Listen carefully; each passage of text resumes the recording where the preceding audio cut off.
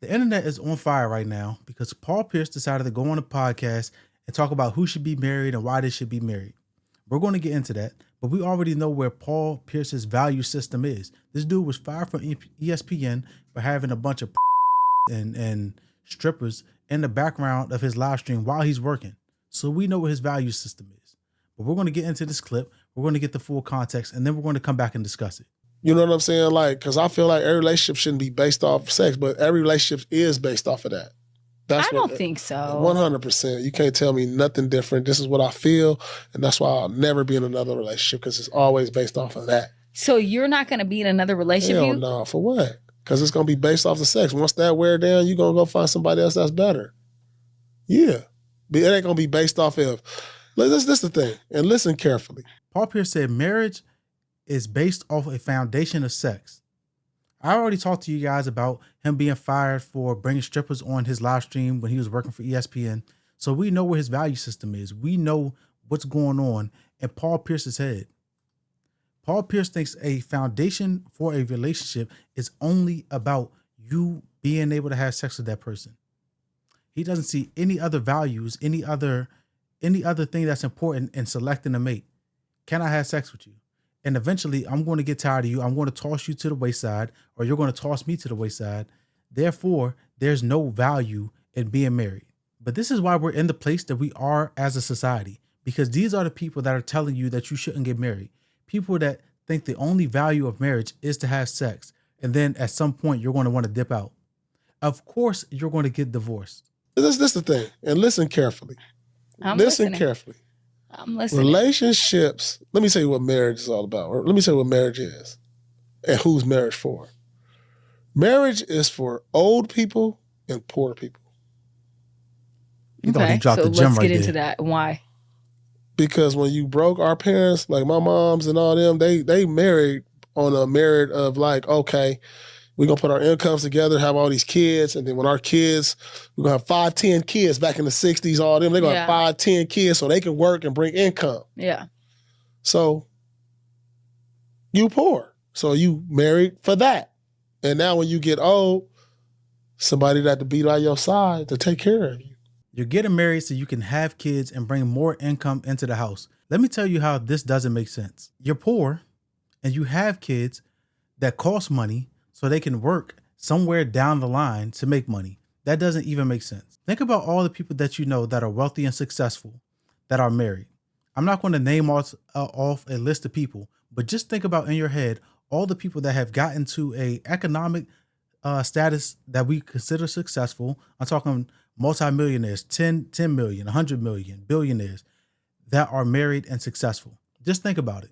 Now you tell me the number of people that have gotten to tens of millions, hundreds of millions, or billionaire status that have never been married and still reached that pinnacle of economic success. You tell me how many people. Yes, there are outliers that have been successful and are not married or don't have a long-term partner, but it's very few and far between. So what he's saying is only poor people get married. But if you look at the statistics, not only are people after a certain income bracket getting married, they stay married. That's what the statistics say. But this dude is listening to One Too Many Red Pill podcast, and that's where he gets his talking points. A 40 or 50-year-old man letting young podcasters in a red pill space dictate his ideology. Right now, my mom got married. My mom never been married in my lifetime. She got married when she was 70. Wow. It was perfect. She had somebody by her side the whole way through. So do you... I really believe that. Like, that's what, like, outside of that, it's no advantage to a man. Why is marriage an advantage? What advantage? What does it do for a man when things go south? Like, we gonna have to give up half our this, pay child support, but it's only advantageous to a woman. Paul Pierce, you were married. You're divorced. I'm not entirely sure what happened with your divorce, if you had to pay a bunch of child support, if you had to pay a bunch of alimony. I'm not entirely sure. But people get married for a plethora of reasons. One of those reasons, me personally, and the people that I know, I believe that kids should be raised in a 2-parent household where the parents are married. If you never have any intention to raise a family, then I can see what he's saying. But if you want to have kids and you're asking a woman to bring kids into the world for you, with you, It's your responsibility to let her know that she has security in you guys' relationship, that she's not going to have this kid and you're going to run out on her and abandon her. You guys are going to be aligned first before you even think of getting married.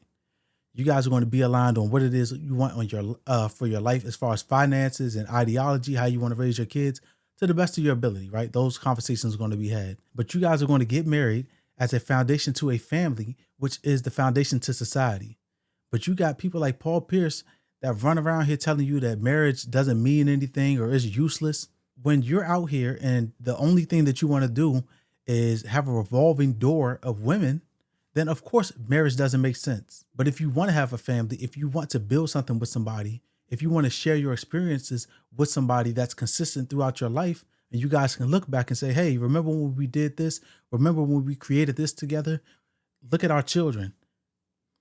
If that's what you want out of your life, then marriage makes the most sense. It makes the most sense for you to combine your life with somebody that you have a shared interest with and shared goals with. We got to get away from all these red pill talking points that look down on marriage just because some of them end. Yes, marriage is in. It is what it is. Every person that has a failed marriage is not paying alimony. If you're saying that marriage is only for poor people are not paying alimony. They don't have the money to do that. Yes, you have to split your assets. It is what it is. That comes with the territory. But like every other investment that you can possibly make in your life, there's a risk of failure. Does that mean that you shouldn't start a business because the business could fail? No, it doesn't. Does it make sense for some people and not for other people? Absolutely. But trying to put every situation in a box and say, oh, that's not going to work, nobody should do that, that doesn't make sense. Just like the statistics say that people after a certain income get married and stay married, the statistics also say that kids have the best opportunity of success in a two-parent household. That's just one reason to get married if that's your goal. That's the building block for society, the family. Those are my thoughts. I'm not gonna rehash any of these talking points. I think it's a tired conversation. Honestly, we've been having this conversation every day, every week on Twitter, Instagram, Facebook since COVID happened. You remember the J. Cole song? He said, it's always going to be a that's bad out there on the tours, but you ain't never going to be happy till you love yours. If you have a reason to be and stay in your relationship, it can be successful. But if your goal is to find somebody that has wide hips and whatever it is that you like, if that's your goal and that's all you're looking for, that's all you're chasing in the relationships that you're in and the marriage that you could possibly be in, it's going to fail. And if you fail to plan, you plan to fail. That's what it is. Those are my thoughts. If you like this video, like the video, subscribe to me back here for the next conversation. If you have something to say, let the world know. This is the place for discourse. Till next time. Peace.